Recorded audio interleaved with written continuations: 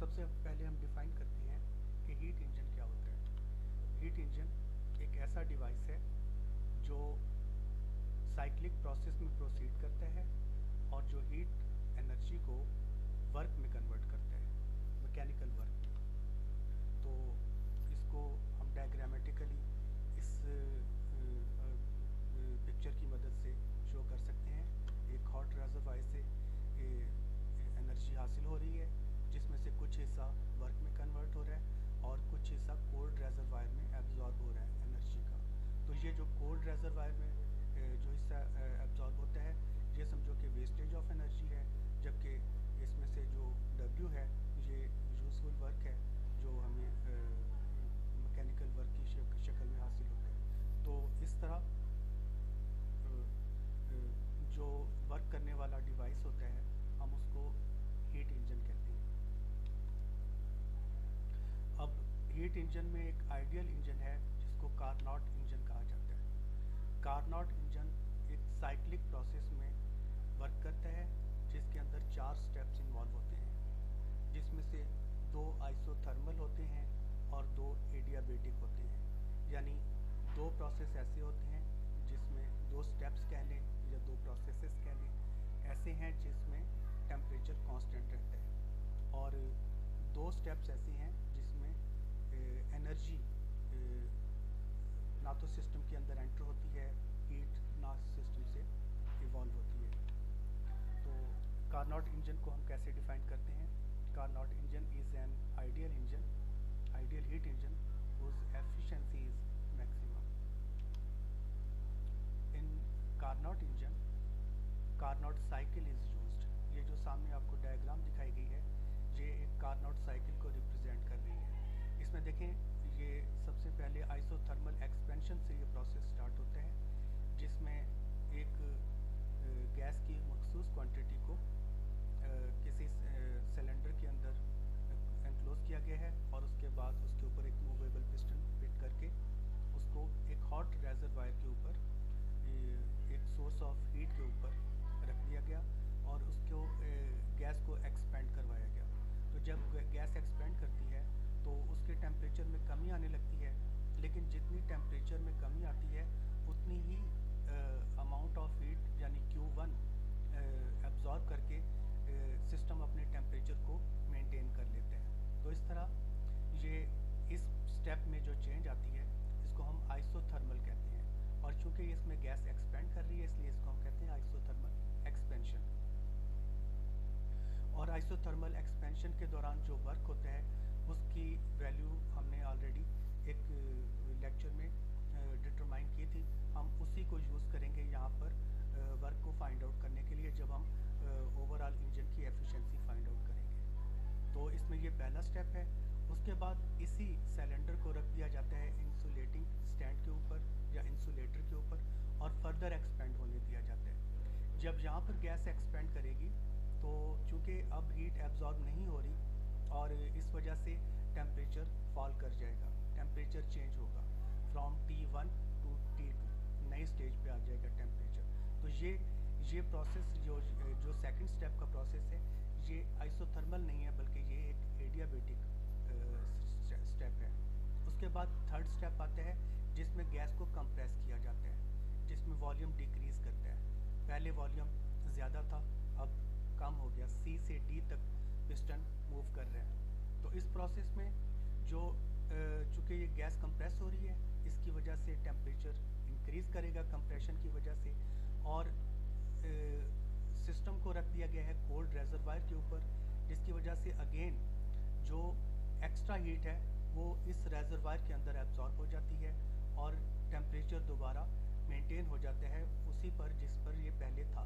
यानी process start होने से पहले था, प्रोसेस के एंड पर भी वही टेम्परेचर मेंटेन हो जाता है। जो इस कंप्रेशन की वजह से टेम्परेचर में इजाफा होना होता है उतनी ही हीट सिस्टम लूज़ कर देता है रेजरवायर के अंदर और इस तरह टेम्परेचर कांस्टेंट रहता है। जबकि लास्ट स्टेप में अगेन कंप्रेशन है from point D two point A, और इस प्रोसेस में भी टेम्परेचर में इजाफा होना होता है, लेकिन इस प्रोसेस में टेम्परेचर में इजाफा होना होता है और इसमें सिलेंडर को रख दिया जाता है किसी इंसुलेटिंग स्टैंड के ऊपर, तो जो टेम्परेचर में इजाफा होना होता है वो इजाफा होता है, क्योंकि इसमें हीट इवॉल्व नहीं हो रही, ना ही हीट एब्जॉर्ब हो रही है। तो कंप्रेशन की वजह से टेम्परेचर में इजाफा होगा और वही वही इजाफा अपीयर होगा। तो अगेन इस स्टेप में, इस लास्ट स्टेप में पिस्टन अपनी पहले वाली पोजीशन पे, यानी जहाँ से ये साइकिल स्टार्ट हुआ था वहाँ पर पहुँच जाएगा, और इसमें टेम्परेचर भी वही वाला मेंटेन हो जाएगा। फ़र्ज़ किए अगर यहाँ पर हमने T1 टेम्परेचर मेंशन कर रखा है, तो ये यहाँ पर भी T1 पर दोबारा टेम्परेचर आ जाएगा। अब इन 4 स्टेप्स के अंदर होने वाला वर्क वो हम कैलकुलेट करेंगे, और इस पहले स्टेप में एब्जॉर्ब होने वाली हीट पर उस वर्क को डिवाइड करेंगे, तो हम इस इंजन की एफिशिएंसी फाइंड आउट कर सकते हैं। तो अब हम देखेंगे कि हमने वो तमाम स्टेप्स में होने वाले वर्क्स जो स्टेप बाय स्टेप वर्क है वो कैसे कैलकुलेट करने हैं। तो हमने कहा कि in Carnot engine Carnot cycle is used, इस साइकिल को कार्नोट साइकिल कहा जाता है, और यहाँ पर हमने इसको सिलेंड्रिकल फॉर्म में शो किया है। आगे हम इसको ग्राफिकली भी एक्सप्लेन करते हैं। तो कार्नोट इंजन के अंदर जैसा कि मैंने आपको बताया कि जो वर्किंग सब्सटेंस है जो इसके अंदर जिसके ऊपर तमाम चेंजेस अप्लाई हो रही हैं, वो एक गैस है, एक आइडियल गैस है जो एक सिलेंडर के अंदर भरी गई है, और उसके ऊपर एक मूवेबल पिस्टन है। तो in Carnot engine ideal gas, ये लफ्ज़ आइडियल पढ़िएगा इसको, ideal gas is the working substance and all the dissipative forces are absent, यानी वो तमाम फोर्सेस जो एनर्जी की वेस्टेज का बायस बनती हैं, वो सपोज किया जाता है कि वो मौजूद नहीं है, इसीलिए इस इंजन को आइडियल कंसीडर किया जाता है। अब हमने जिक्र किया कि कार्नोट इंजन में जो प्रोसेस होता है वो एक साइक्लिक प्रोसेस है, और उस साइक्लिक प्रोसेस में 4 स्टेप्स इन्वॉल्व होते हैं। इन चारों स्टेप्स को मिलाकर हम कार्नोट साइकिल कहते हैं। तो Carnot cycle is devised Carnot devised an ideal, जो कार्नोट उस साइंटिस्ट का नाम है, उसने एक आइडियल साइकिल डिवाइस किया, एक आइडियल साइकिल प्रपोज किया of operation for heat engine and is known as Carnot cycle. इसी साइकिल को कार्नोट साइकिल कहा जाता है, जिसमें 4 स्टेप्स इन्वॉल्व होते हैं। In one complete cycle of operation there are 4 different thermodynamic processes. इस कार्नोट साइकिल को हम ग्राफिकली इस डायग्राम की मदद से दिखा सकते हैं। तो अब देखें, अभी हमने जो पहले बताया है कि 4 स्टेप्स इन्वॉल्व होते हैं। यहाँ पर देखें, पहला स्टेप ये वाला है, दूसरा स्टेप ये है, तीसरा स्टेप फिर ये रिवर्स डायरेक्शन में प्रोसीड कर रहा है, और उसके बाद ये चौथा स्टेप है। तो पहला स्टेप आप देखें, इसमें हमने इस स्टेप को नाम दिया था आइसोथर्मल एक्सपेंशन का। तो हम देख रहे हैं कि यहाँ पर गैस का वॉल्यूम V1 से V2 पे आ रहा है, और V1 वॉल्यूम राइट साइड पे इंक्रीज़ हो रहा है। तो V1 से V2 तक वॉल्यूम के आने का मतलब ये है कि वॉल्यूम इंक्रीज़ कर गया।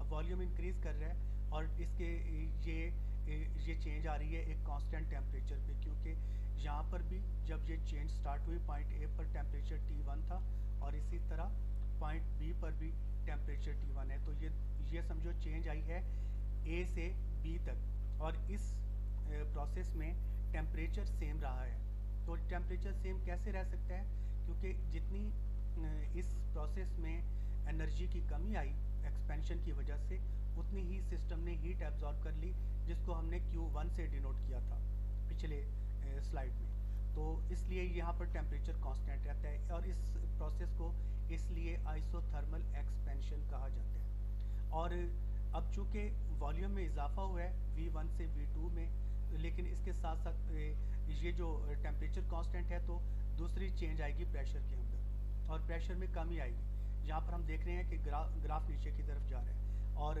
ये जो इसका वर्टिकल है, ये जो इसका वर्टिकल एक्सिस है, वाई एक्सिस, ये एक्चुअली प्रेशर को रिप्रेजेंट कर रहा है। तो यहाँ पर आप जहन में रखें कि ये जो अपवर्ड डायरेक्शन में प्रेशर इंक्रीज़ हो रहा है, लेकिन अगर इस लाइन को देखें तो ये नीचे की तरफ आई है। तो समझें कि यहाँ पर कोई प्रेशर P1 था और यहाँ पर अब प्रेशर P2 है, तो P2 is less than P1, इसलिए समझो कि प्रेशर में कमी आई है और वॉल्यूम में इजाफा हुआ है।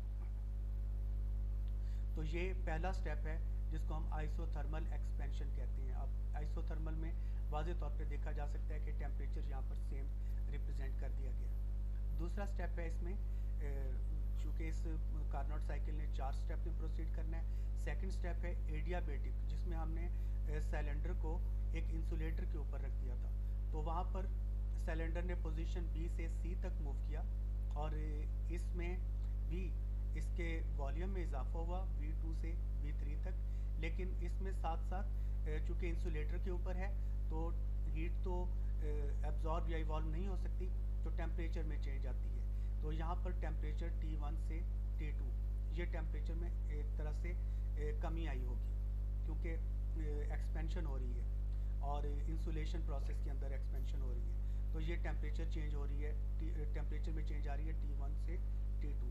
और साथ ही प्रेशर में मज़ीद कमी आ रही है, क्योंकि गैस ने एक्सपेंड किया है, तो प्रेशर में मज़ीद कमी आई और प्रेशर चेंज हुआ P2 से P3 वाली स्टेज पे। उसके बाद अब तीसरा स्टेप है, ये वंस अगेन आइसोथर्मल चेंज है और ये उसी के पैरेलल चेंज आ रही है, उसी के रिवर्स है।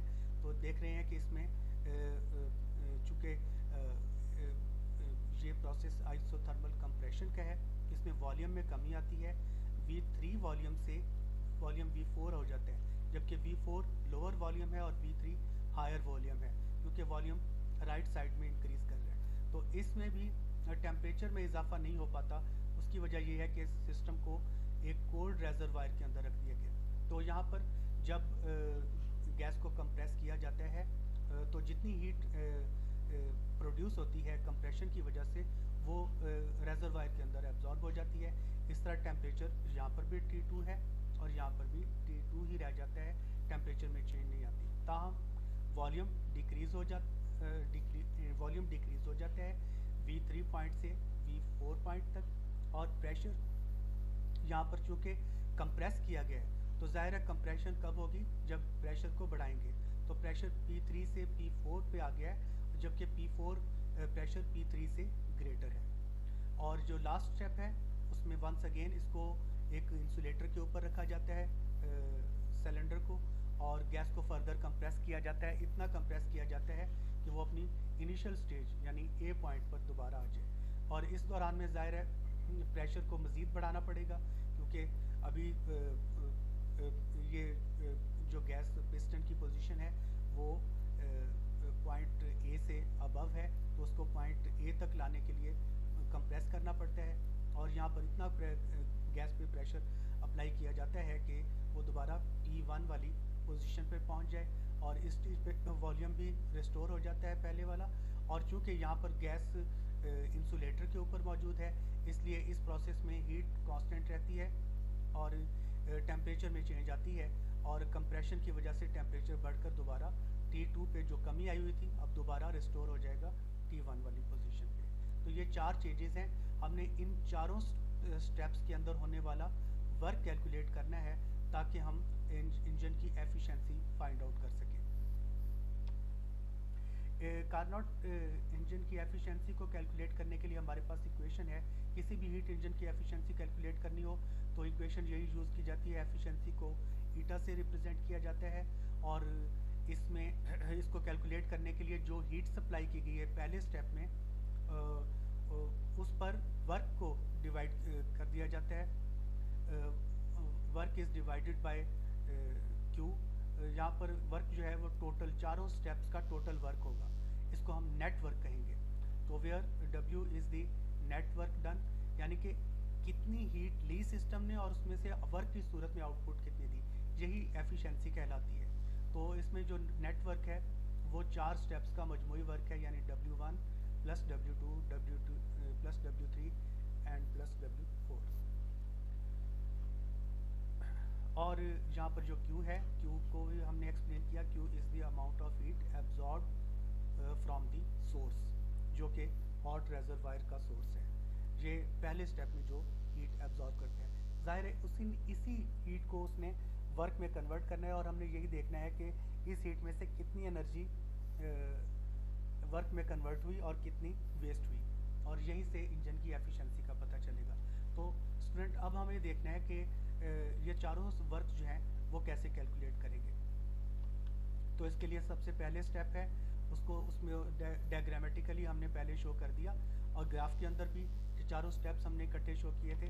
तो ये पहला स्टेप क्या है कि इसमें वर्किंग सब्सटेंस जो कि एक आइडियल गैस है उसको एक हीट के सोर्स के साथ कांटेक्ट में रखा जाता है, और इसमें पिस्टन को आउटवर्ड या अपवर्ड मूव करवाया जाता है।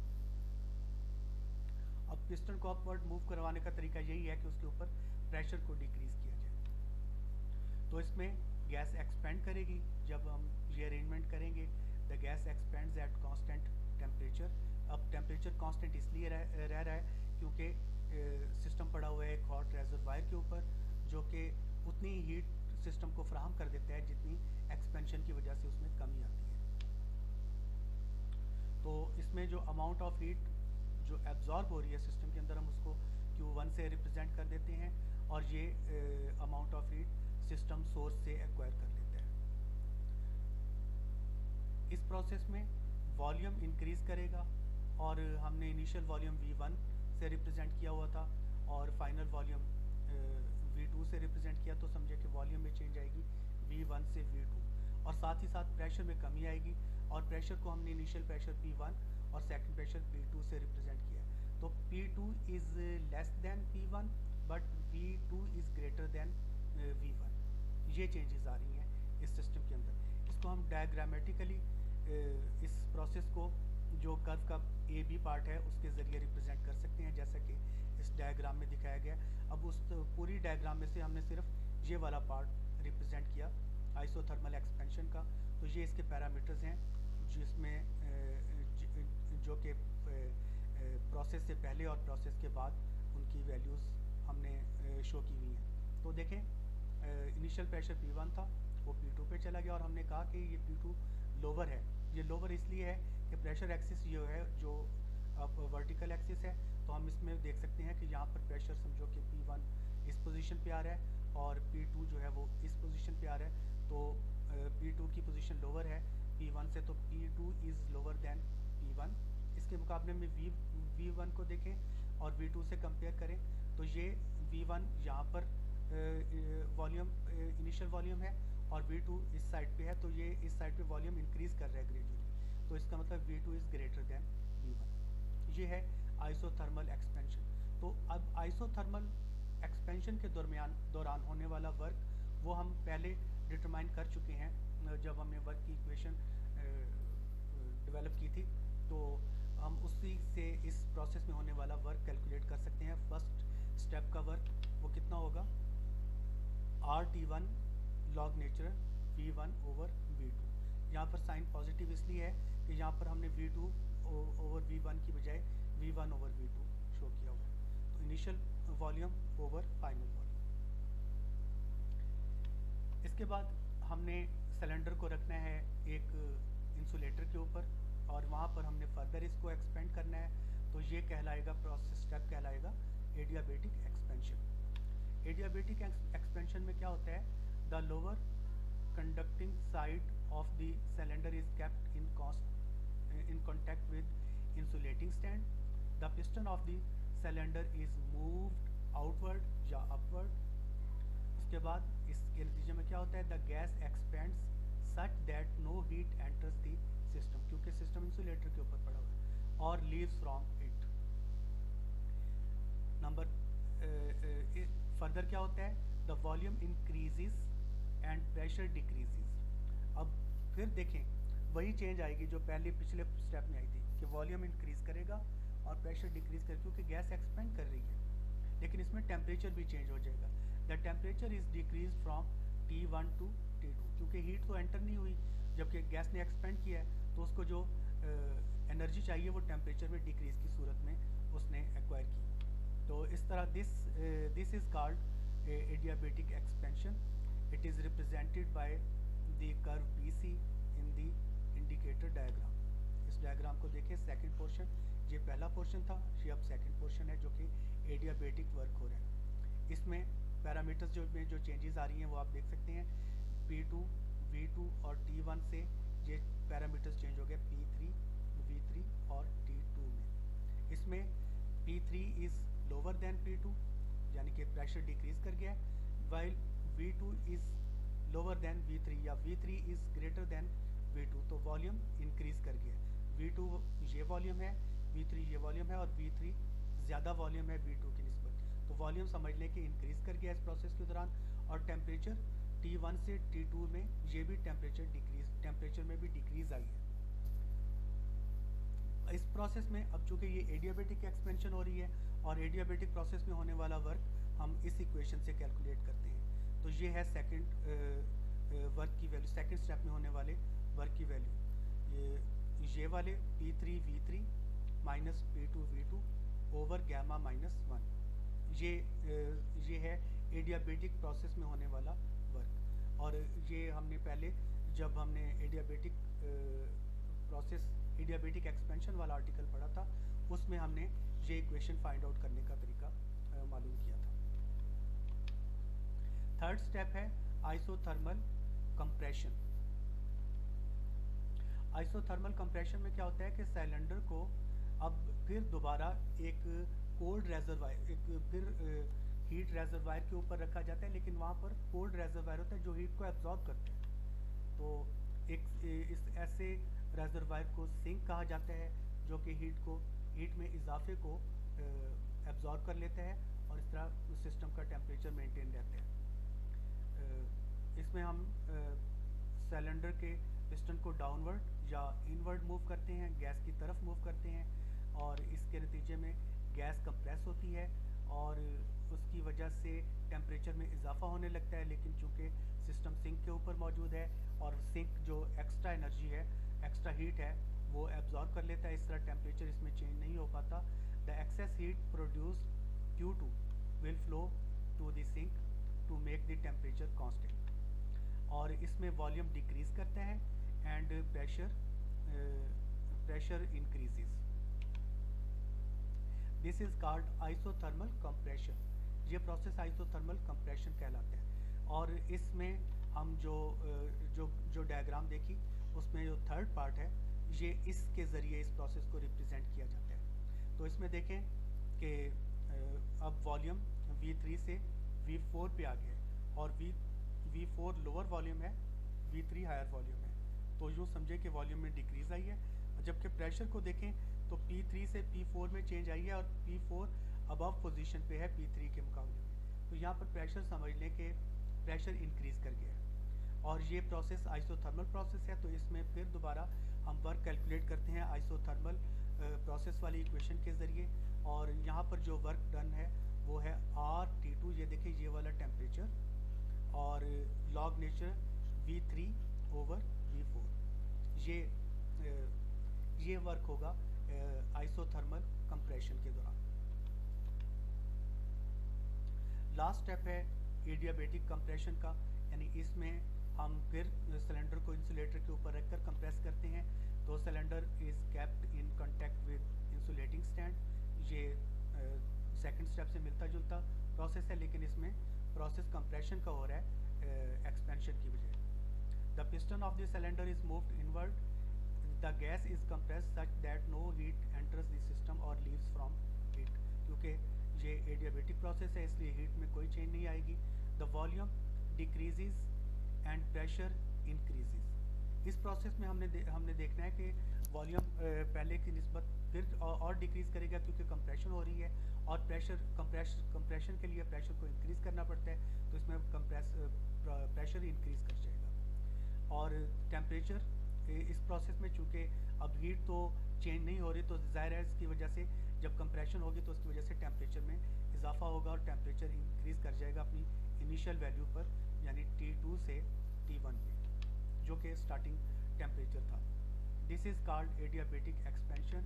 It is represented by the curve DA in the indicator diagram. तो इसमें देखें ये जो लास्ट पार्ट है ये एडियाबेटिक कंप्रेशन को रिप्रेजेंट कर रहे हैं। अब आप पैरामीटर्स देख लें, इसमें टेम्परेचर से लेकर प्रेशर तक तमाम वैल्यूज़ में चेंजेस आई हैं। तो इसलिए चूँकि ये एडियाबेटिक प्रोसेस है, इसलिए यहाँ पर फिर एक दफ़ा जो हमने सेकंड स्टेप में रूल अप्लाई किया था एडियाबेटिक प्रोसेस में वर्क की कैलकुलेशन का, वही यहाँ पर अप्लाई करेंगे। तो इसमें वर्क होगा W4 जो चौथे स्टेप का वर्क है, और इसमें ये वाले प्रेशर यानी final pressure volume product minus initial pressure volume product divided by gamma -1। ये गामा -1 एडियाबेटिक प्रोसेस में एक फैक्टर होता है जो कि पावर के तौर पे लिया जाता है, और इसको हम सॉल्व करके इसको डिनोमिनेटर में ले आते हैं। अब इस तरह से 4 स्टेप में हमने होने वाला वर्क देख लिया, और अगर इनको सम अप कर दें तो ये नेटवर्क बन जाएगा। तो ये पहले स्टेप का वर्क, सेकंड स्टेप का वर्क, थर्ड स्टेप का वर्क और फोर्थ स्टेप का, यानी W1, W2, W3 और ये W4। अब इस इक्वेशन को रीअरेंज कर सकते हैं हम। रीअरेंज कैसे किया है कि हमने इस वैल्यू को उठाकर इधर ले आए और इसको ये दोनों वैल्यूज़ एक्सचेंज कर दी, तो इनकी पोजीशंस ये यहाँ पर आ गई वैल्यूज़।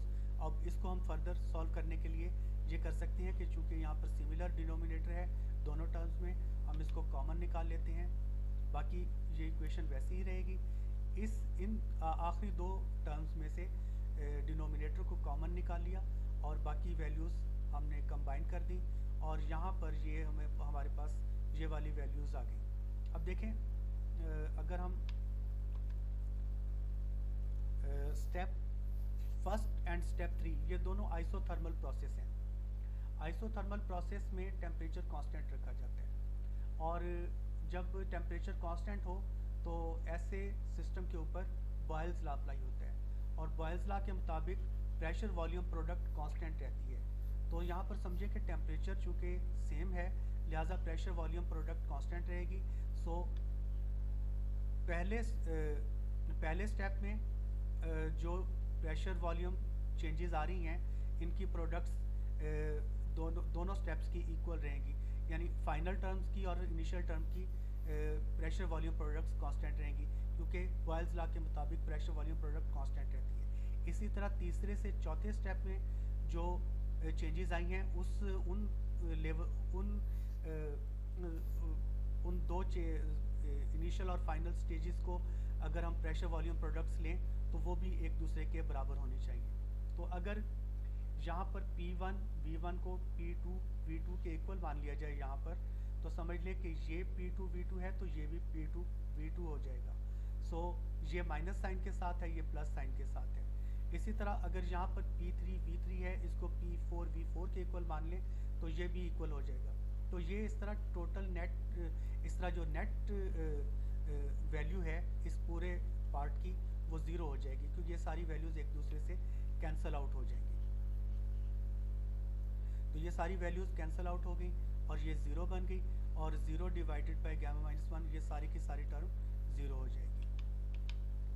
तो अगले स्टेप में आप देख सकते हैं कि इक्वेशन जो हमारे पास नेट इक्वेशन बच जाएगी, वो आखिरी दोनों टर्म्स ख़त्म हो जाएंगी और ये इक्वेशन बन जाएगी। तो ये है नेटवर्क जो हमने कार्नोट साइकिल में फाइंड आउट किया।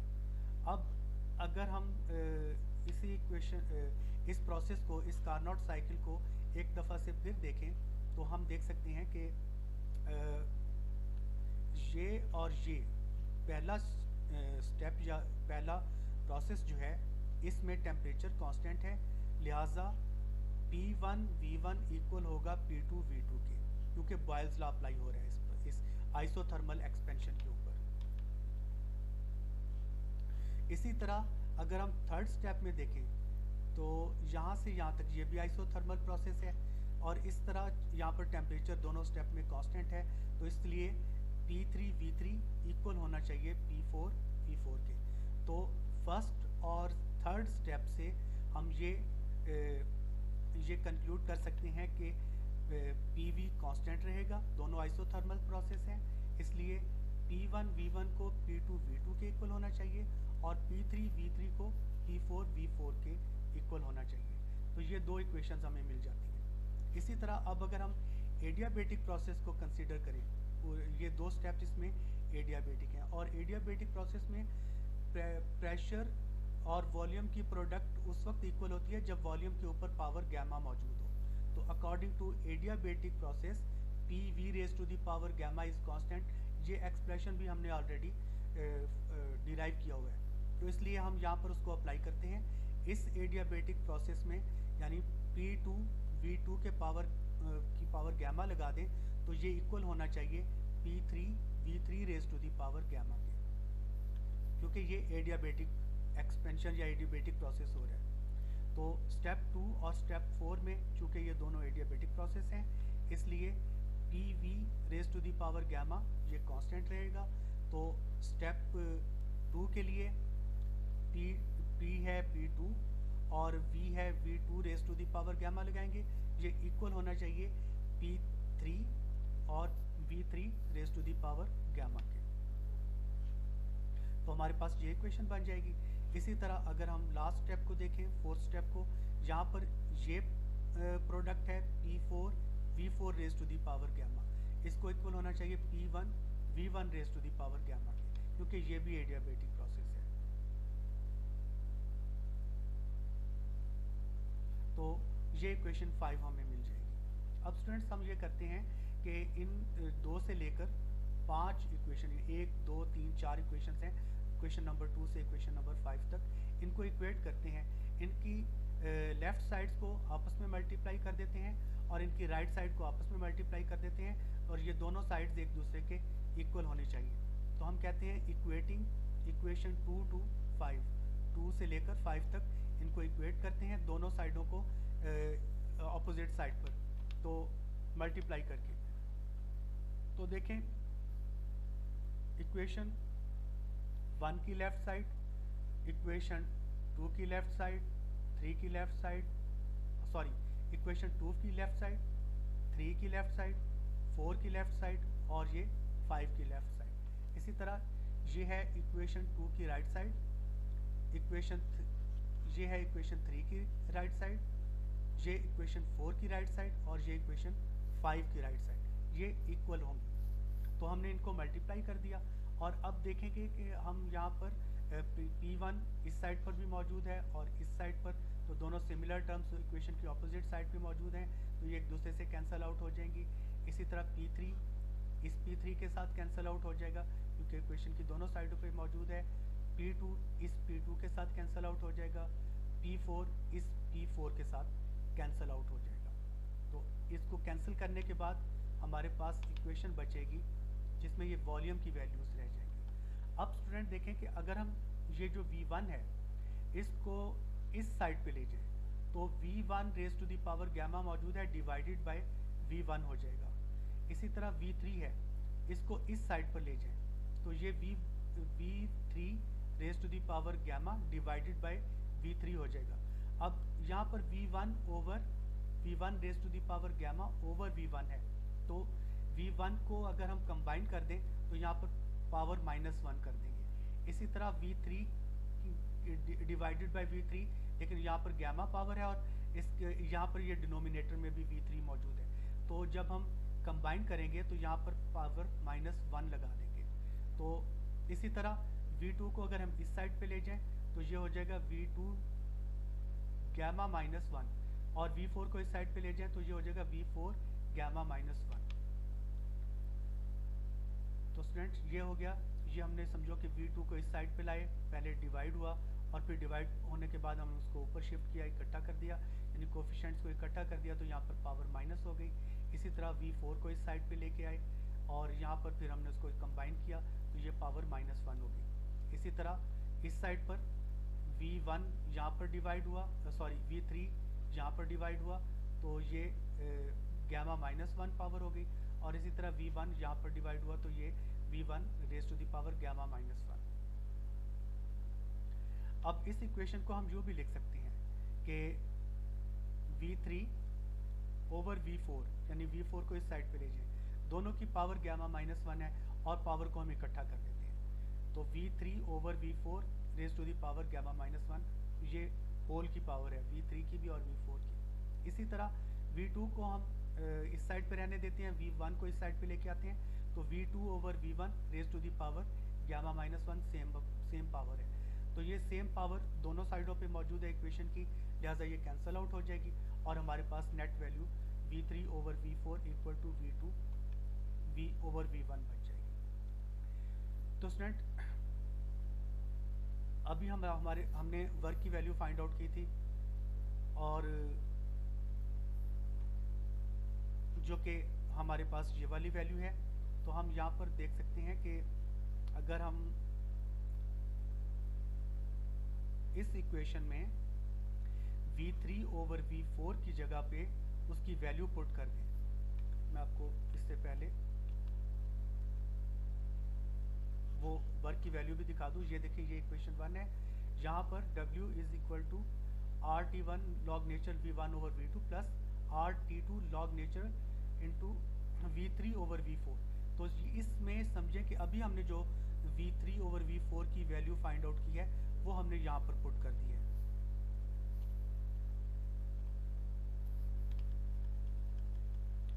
तो V3 ओवर V4 की वैल्यू है हमारे पास V2 ओवर V1, ये हमने यहाँ पर पुट की। लॉग नेचर V2 ओवर ये V3 ओवर V4 को हटा दिया और इसकी जगह पर V2 ओवर V1 पुट कर दी वैल्यू। अब अगर हम इसमें इसके बराबर इस वैल्यू को लेके आए, यानी इसी जैसी वैल्यू बनाना चाहें, यानी वॉल्यूम को न्यूमरेटर में, वॉल्यूम V1 को न्यूमरेटर में और V2 को डिनोमिनेटर में लेके जाना चाहें, तो हम ऐसा कर सकते हैं कि यहाँ पर साइन माइनस लगा देते हैं। तो ये इस तरह से किया जा सकता है, नेगेटिव साइन के साथ ये उलट हो जाएगा V1 ओवर V2। इस इक्वेशन को हम फर्दर सॉल्व कर सकते हैं। अगर हम R into log natural V1 over V2, ये दोनों टर्म्स में कॉमन वैल्यूज़ हैं, इनको कॉमन निकाल लिया और यहाँ पर T1 माइनस T2 बच जाएगा। तो ये हो जाएगी वर्क की वैल्यू, जो चारों स्टेप्स में होने वाला वर्क है कारनॉट साइकिल के अंदर। तो अगर हम इसी वर्क को Q पर डिवाइड कर दें, अब स्टूडेंट देखें ज़रा Q1 क्या था। Q1 वो हीट थी जो पहले स्टेप में एब्जॉर्ब हुई। तो पहले स्टेप में जो वर्क हुआ वो Q1 के बिहाफ पर हुआ था। तो हम कह सकते हैं कि चूँकि एफिशिएंसी कैलकुलेट करनी है हमने इसी नेट वर्क को Q1 पे डिवाइड करके। अब वर्क की वैल्यू हमारे पास मौजूद है, ये वाली जो अभी हमने फाइंड आउट की, और Q1 की वैल्यू फर्स्ट स्टेप में होने वाला वर्क है, क्योंकि जो फर्स्ट स्टेप में हीट इवॉल्व हुई थी वो एग्जैक्टली इक्वल थी W1 के। तो इसलिए हमने W1 की वैल्यू को Q1 की वैल्यू कंसीडर करते हुए यहाँ पर वो वैल्यू पुट कर दी। और यहाँ पर इस इक्वेशन में सिमिलर टर्म्स न्यूमरेटर और डिनोमिनेटर में मौजूद हैं राइट साइड पे, इनको कैंसिल आउट किया तो हमारे पास जो फाइनल इक्वेशन बच जाएगी वो T1 minus T2 over T1। ये होगी एफिशिएंसी ऑफ कारनॉट साइकिल।